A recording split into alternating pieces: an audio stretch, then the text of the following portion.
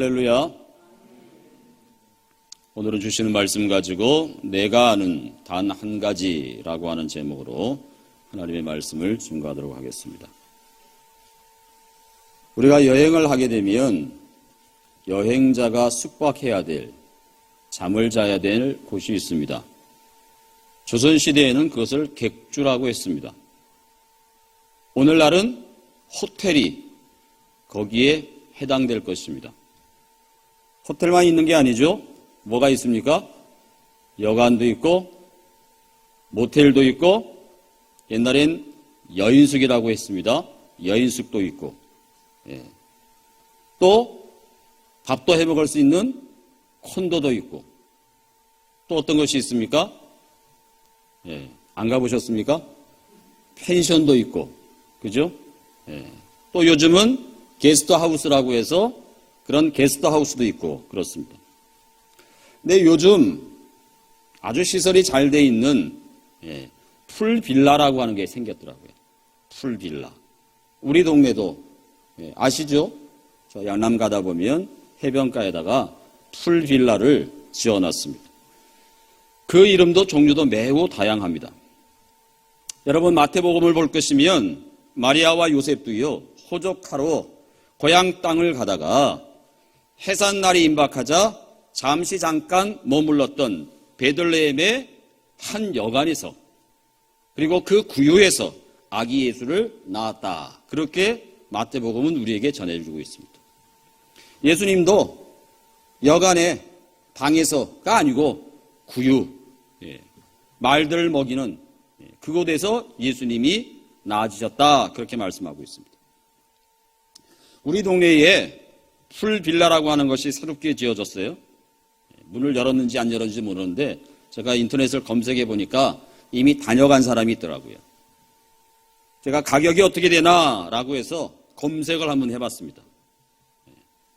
그리고 제가 검색을 해보고 실소를 금치 못했습니다. 왜냐하면 보통 여러분 정해진 가격이 있잖아요. 2인 기준으로 얼마. 그래서 2인 기준에서 사람이 한 명 추가되면 추가 비용을 받잖아요. 추가 비용을 받습니다. 제가 간포 가는 쪽으로요. 오프스인가? 이름하는 풀빌라가 생겼어요. 오프스라고 하는. 처음에 저는 거기가 무슨 요양원 건물을 짓는 걸로 알았는데 나중에 보니까 풀빌라더라고요. 거기를 제가 검색을 해봤습니다. 검색을 해보니까 기본 가격에 한 사람이 추가되면 3만 원을 더 내라고 돼 있다. 3만 원. 여러분 그런데 요새는 집에서 애완견들을 많이 키우잖아요. 그죠? 그래서 사람들이 여행 갈 때 애완견을 맡기는 소위 사람으로 이야기하면 호텔이 있습니다. 호텔이. 가격이 굉장히 비싸다 그러더라고요. 그래서 여행 갈 때 사람들이 애완견을 잘 못 데리고 가요. 그런데 그 풀빌라는 애완견을 데리고 올 수 있도록끔 시설을 해놓은 모양입니다. 애완견 한 마리를 데리고 오면 애완견에 해당하는 비용을 받더라고요. 얼마를 받을 것 같습니까? 까톡했습니다 지금. 제가 깜짝 놀랐습니다. 사람은 추가로 3만 원을 받아요. 애완견 한 마리는 얼마나 받을 것 같습니까? 검색해보니까, 검색해보지 마십시오. 지금 핸드폰 꺼내가지고 막 검색하시려고 하는 분들이 있어요. 제가 알려드릴게. 4만 원을 받아요. 애완견 한 마리는. 제가 이걸 보고, 실소를 금치 못했습니다. 세상이 이렇구나. 조금 씁쓸하기도 했어요. 사람은 3만 원인데, 사람은 3만 원 받는데, 강아지는 4만 원을 받더라고요. 4만 원을. 여러분, 비록 요즘에 현대시설인 풀빌라가 추가 비용을 사람은 3만 원을 받고 애완견은 4만 원을 지불해야 되지만 어떻게 사람과 개가 비교될 수 있겠습니까? 우리는 왕 같은 제사장이요 거룩한 백성으로 삼으실 사람이기 때문에 더욱 귀한 줄로 믿습니다. 우리 모두는 너무나도 귀한 존재입니다. 옆에 계신 분과 이렇게 인사하겠습니다. 당신은 귀한 존재입니다. 그렇게 서로 인사 한번 하시겠습니다. 당신은 귀한 분이십니다. 저는 하나님이 기뻐하시는 두 가지가 있다고 생각해요. 하나님이 기뻐하시는 두 가지. 그 첫째는 예배이고요. 둘째는 전도입니다. 예배와 전도는 하나님과의 관계의 회복을 의미해요. 제가 단언컨대 하나님과의 관계가 회복되지 않고는 절대 이 두 가지 예배와 전도는 행해지지 않습니다. 고로 예배와 전도는 관계의 회복의 결과예요. 하나님과의 관계가 단절되면 더 이상 예배와 전도는 없습니다. 죄의 결과가 바로 하나님과의 관계의 단절이거든요. 여러분, 죄의 결과가 뭐냐? 하나님과의 관계의 단절이에요. 하나님과의 관계 단절이 지속되는 한 사람은요, 죄의 상태에 계속 머물러 있게 됩니다. 고로 우리가 죄에서 구원받았다라고 하는 것은 하나님과의 관계가 회복되었다라고 하는 말과도 같습니다. 여러분, 하나님과의 관계가 회복되었음을 드러내는 것이 뭐냐? 뭡니까? 예배와 전도예요. 이 두 가지는 하나님 앞에 서는 날 상급도 큽니다. 부디 이 두 가지 일에 최선을 다하는 우리가 되었으면 좋겠습니다. 스스로 다짐하고 약속할 수 있었으면 좋겠습니다. 나는 평생 예배자로 살겠다. 나는 평생 전도자로 살겠다. 옆에 계신 분과 한 번 더 인사하겠습니다. 예배자로 삽시다. 옆에 계신 분과 인사합니다. 예배자로 삽시다. 첨언에서 전도자로 삽시다. 인사하겠습니다. 전도자로 삽시다.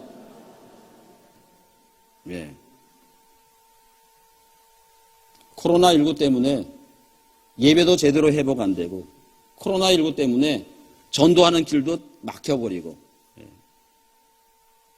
그럼에도 불구하고 우리는 평생을 예배자로, 평생을 전도자로 살아야 합니다. 그것이 하나님과 관계가 회복된 사람이 누리는 복이에요. 옆에 계신 분과 오늘 세 번째 인사하겠습니다. 나도 한 사람, 너도 한 사람 전도합시다.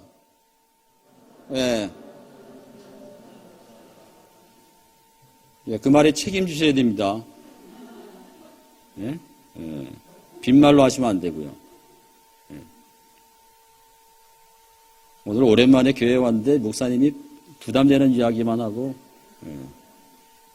이걸 일컬어 거룩한 부담이라고 얘기합니다.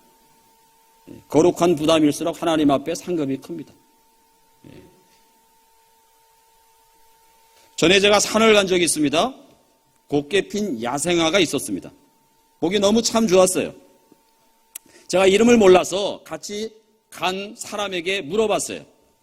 저 꽃 이름이 뭐냐고. 그랬더니 그 사람도 모르는지 어물쩍 얼버무렸습니다. 여러분, 세상에 이름 없는 꽃이 어디 있겠어요? 단지 제가 모르고 제 질문을 받은 그 사람도 모를 뿐이죠. 여러분, 사람이 다 알 수 없으니까 어떤 걸 모를 때 얼버무리는 것, 어떻게 보게 되면 귀엽습니다. 아, 저 사람도 모르는구나.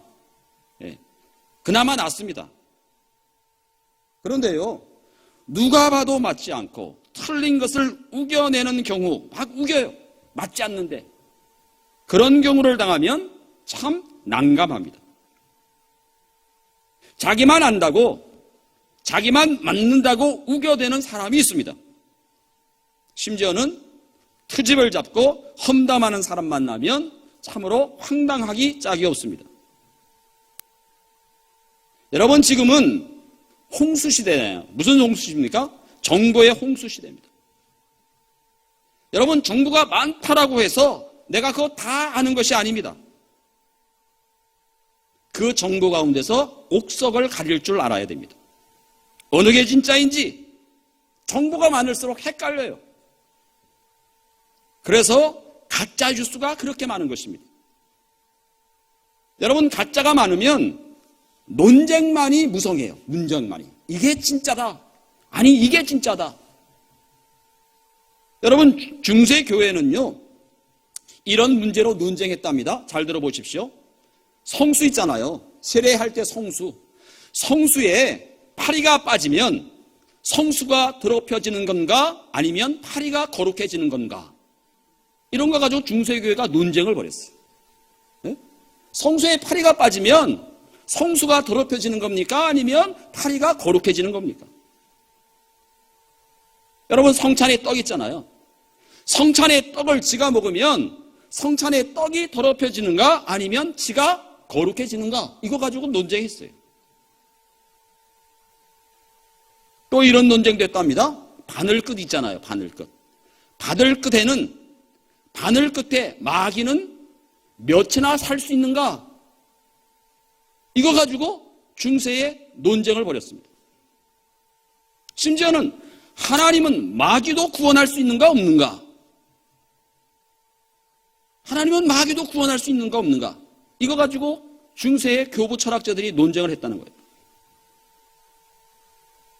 여러분, 이런 신학적 논쟁이 무슨 필요가 있겠습니까? 조금 전에 제가 물었던 정확한 답이 있습니까? 있건 없건 여러분, 그것이 여러분과 무슨 상관이 있습니까?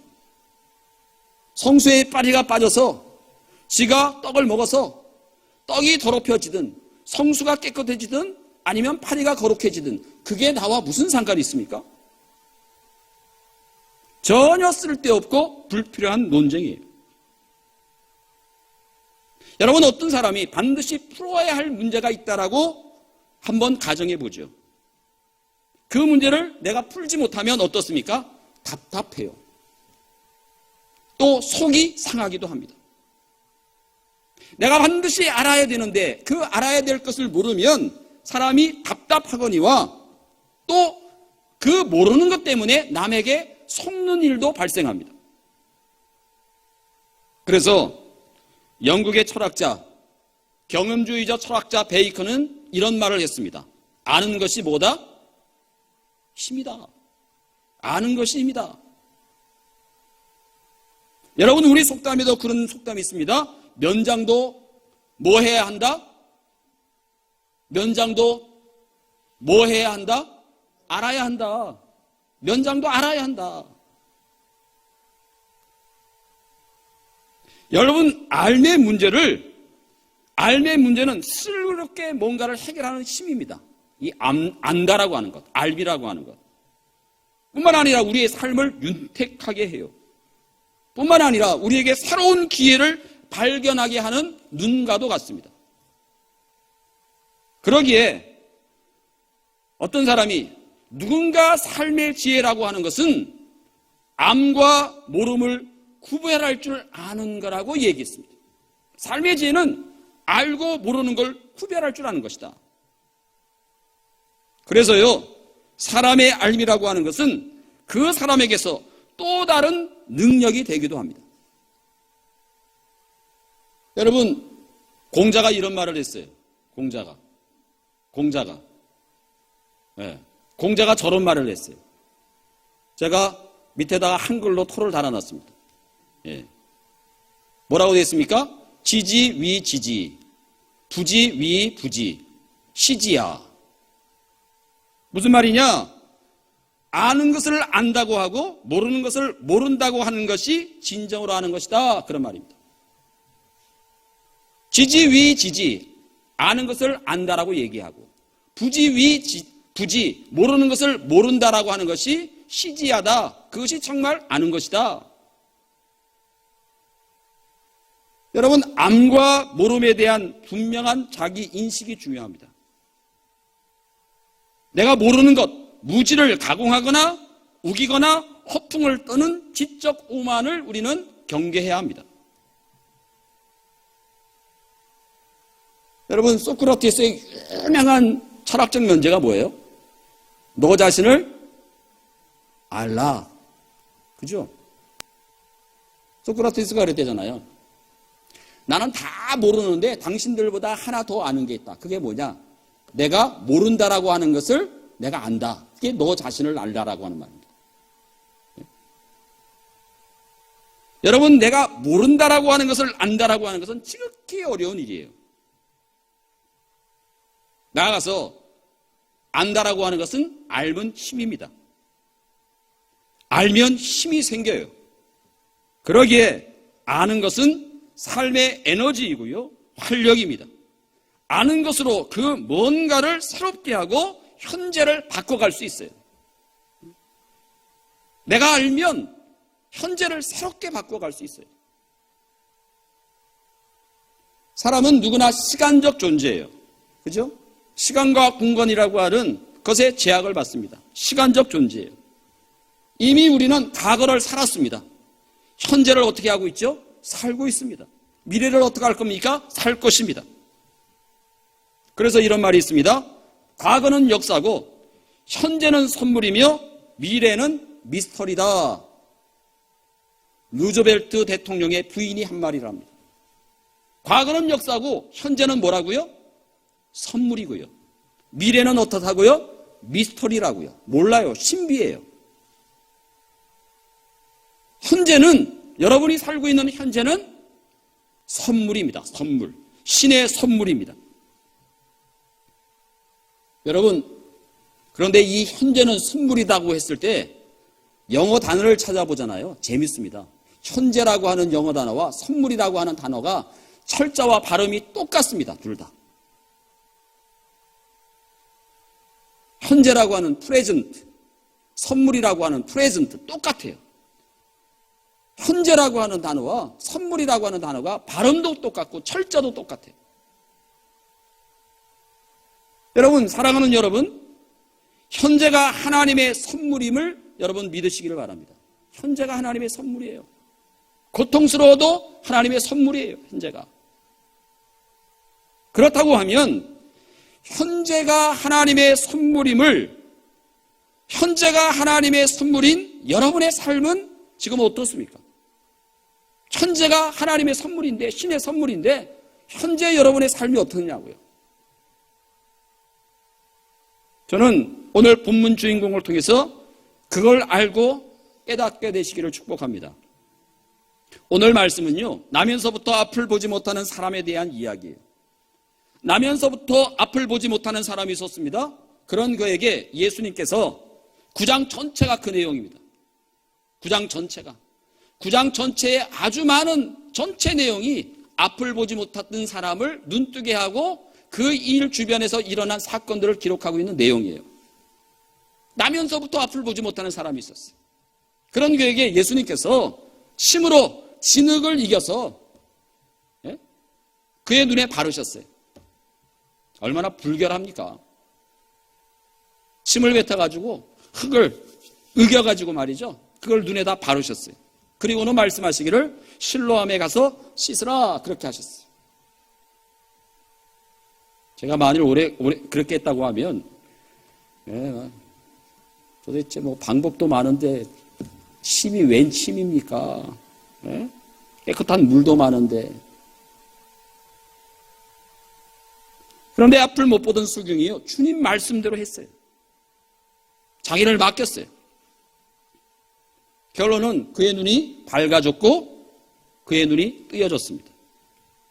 아무것도 못 보던, 날 때부터 아무것도 못 보던 그가 보게 되었습니다.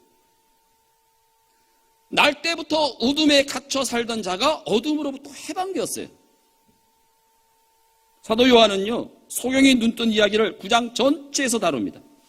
날 때부터 앞을 못 보던 사람을 고치신 사건.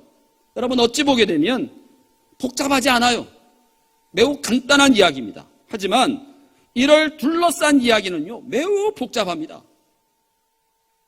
한 소경의 눈뜬 이야기에 대한 온갖 의문과 논쟁과 흠집내기가 계속되고 있는 것을 우리는 9장에서 읽어볼 수 있습니다. 그 시작은 이렇게 시작됩니다. 9장 2절에 제자들이 주님께 이렇게 물어요. 뭐라고 묻느냐? 선생님, 랍비여, 이 사람이 맹인으로 난 것이 누구의 죄 때문입니까? 자기로 인한 것입니까? 아니면 그의 부모로 인한 것입니까? 이렇게 제자들이 묻습니다. 여러분, 이 질문이 어떠하다고 생각하십니까? 여러분, 우리에게 적용해 보자고요. 내가 성경의 인물이 되어져서 내가 감정이입해 보면 성경을 이해하는 데 매우 도움이 됩니다. 어떤 사람이 사고를 당했어요. 어떤 사람이 사고를 당했어요. 불행한 일을 당했어요. 그런데 그 사고가 누구 때문인지를 당사자 앞에서 묻는다라고 하면 여러분, 이것이 얼마나 무례한 일이에요. 그렇지 않습니까, 여러분? 어떤 사람이 교통사고를 당했어. 누구 때문에 교통사고를 당했느냐? 당사자 앞에서 이것을 묻는다라고 하면 얼마나 신뢰되는 이야기입니까? 제자들은요, 딱한 처지에 있는 사람에 대한 어떤 긍휼도 없어요.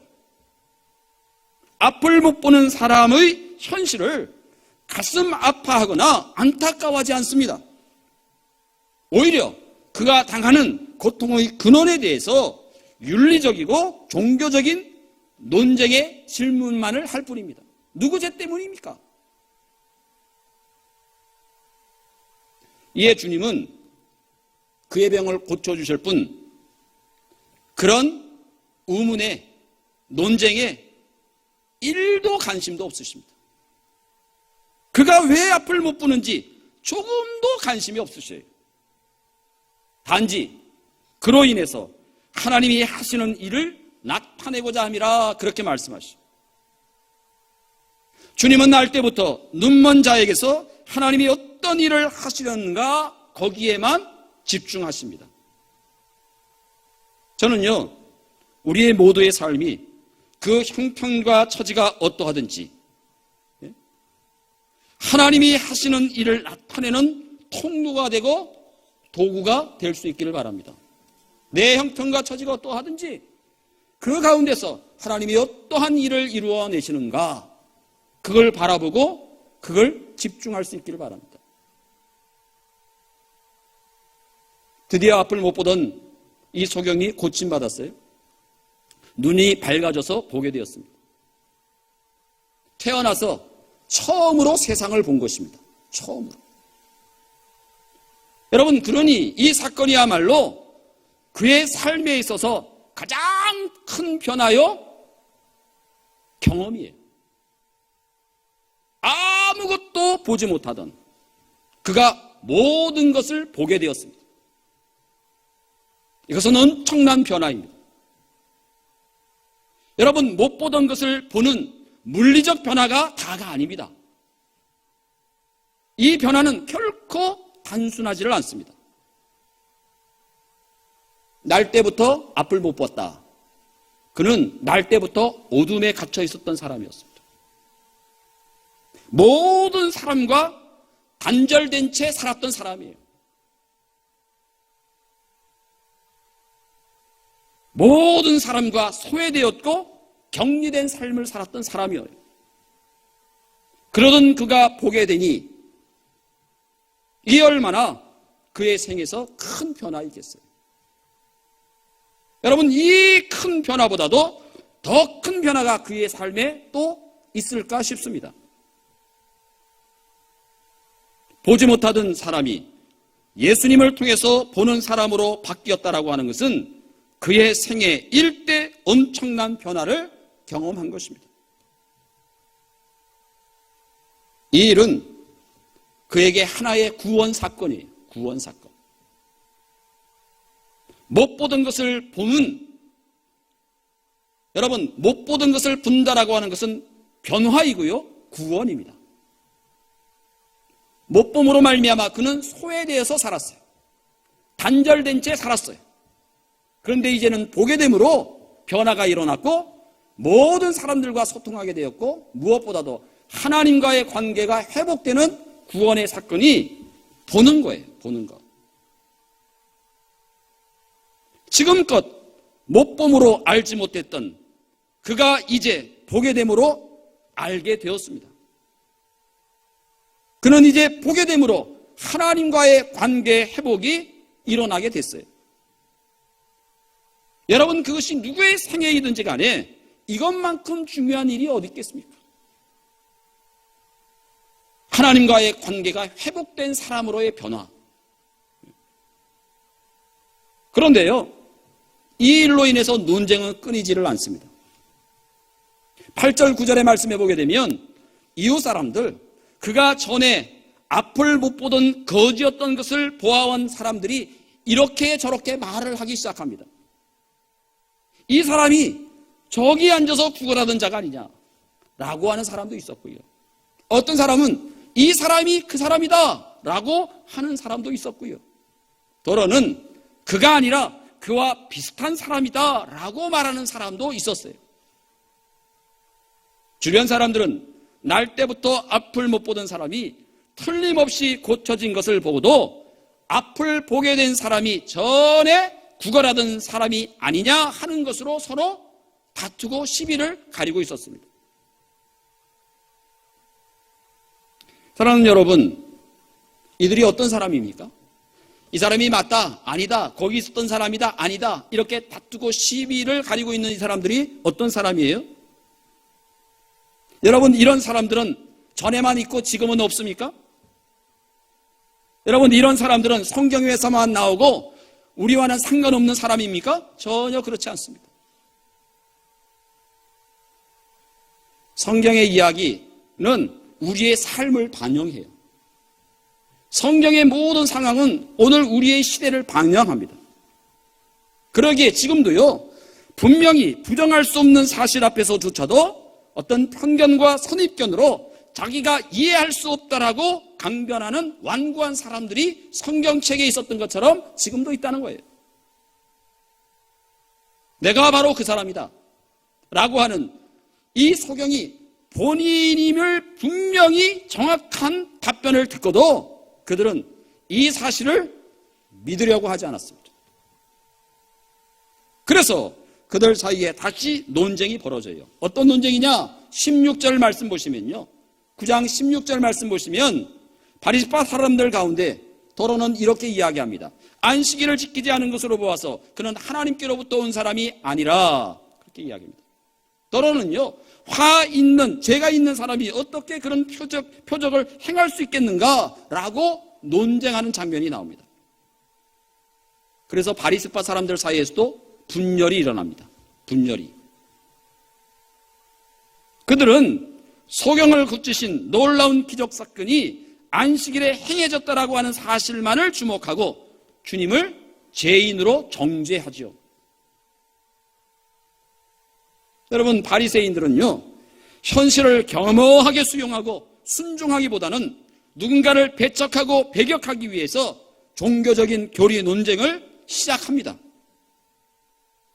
이들은 종교적인 교리 논쟁으로 어찌해볼 도리가 없게 되자 그의 부모를 찾아가서 이 사람이 그 사람인지를 확인하려고 해요. 하지만 이 유대 사람들은요, 끝까지 그 사람이 전에 눈이 멀었다가 보게 되었다라고 하는 사실을 믿지 않습니다. 마침내 그 부모를 불러다가 18절 19절에 이렇게 묻는 내용이 있습니다.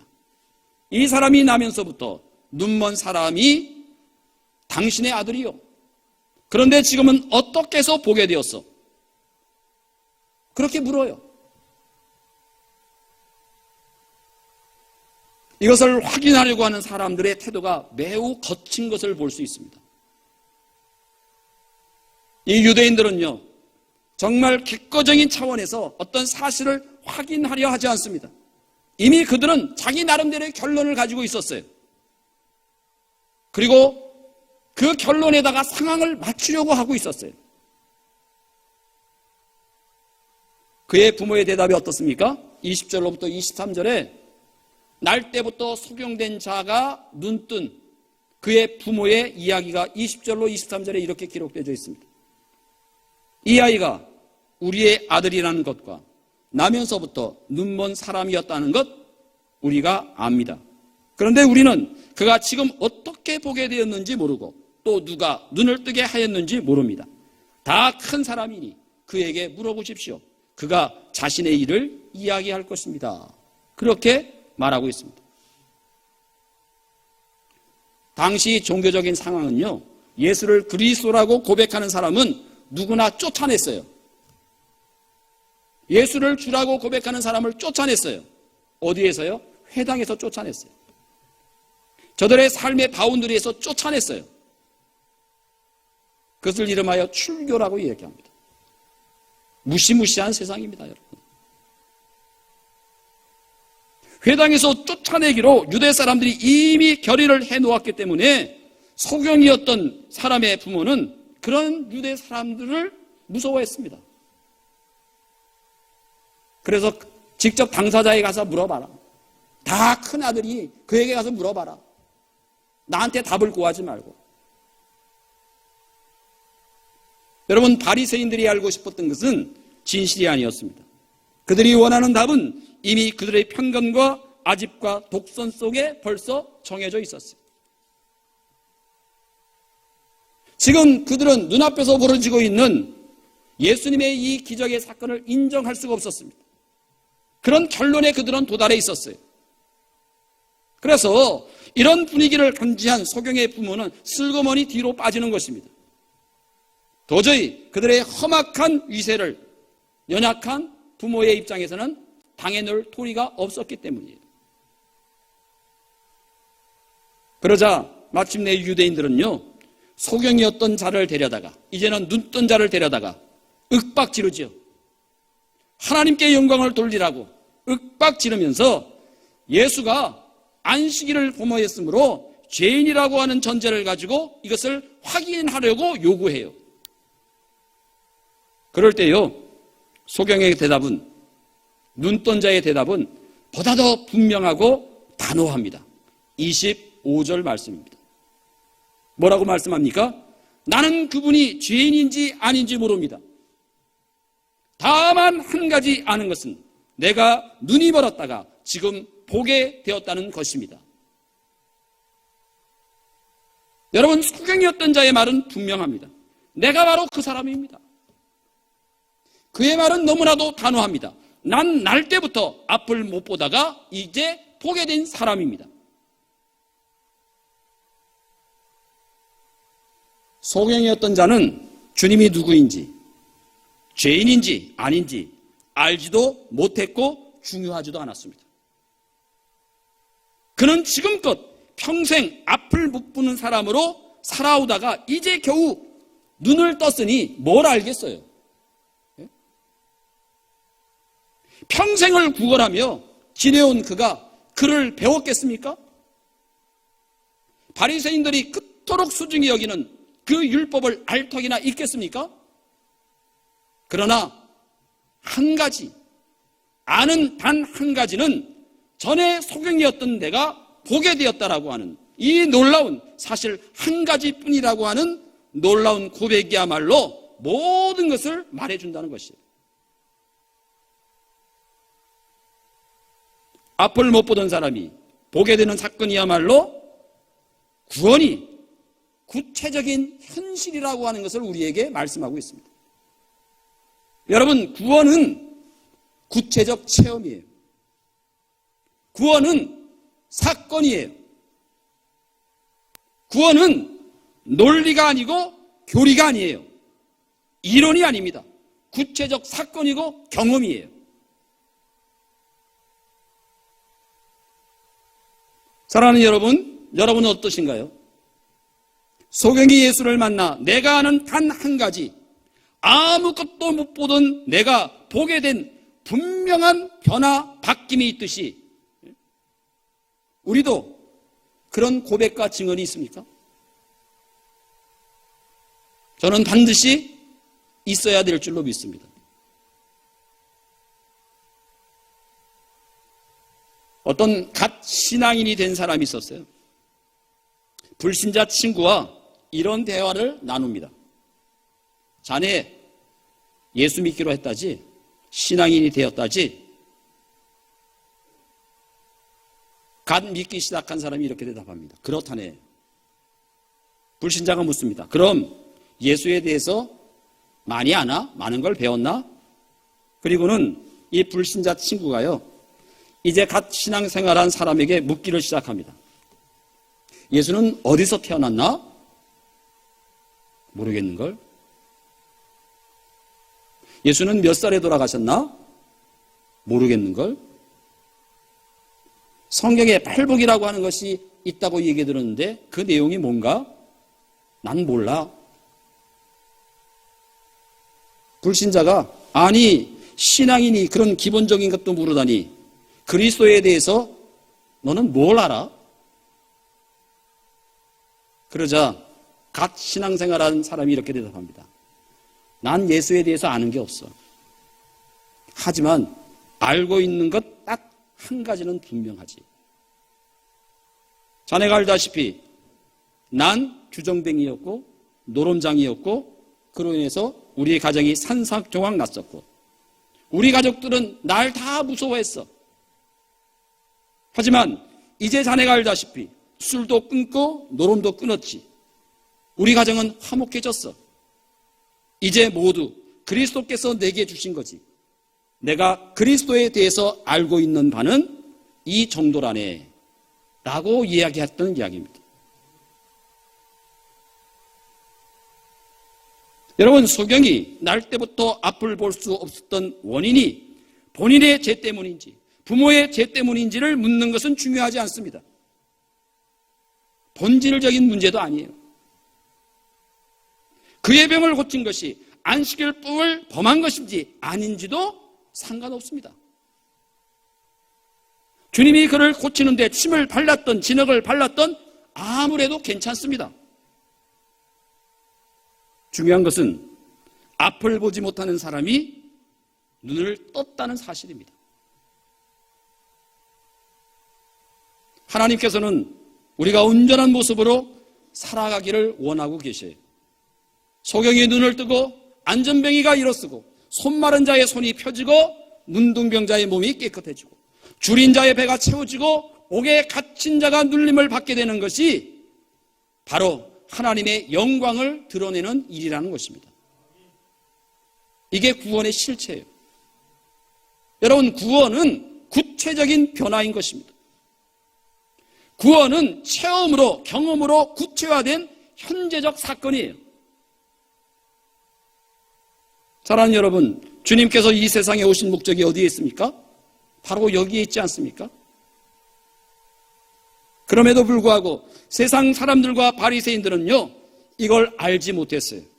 제자들도 그랬고요. 아니, 외면했습니다. 그래서 그들은 부질없는 논쟁만을 벌이는 것입니다. 괜한 시비만을 걸어요. 모두가 육신의 눈을 뜨고 있었지만 실은 영적으로 눈이 감겨진 진짜 소경들이 유대인이요 바리새인이었습니다. 여러분, 지금도 저들과 같은 사람이야말로 구원이라고 하는 것이 추상적이고 이론적인 것으로 변질시키기 쉽습니다.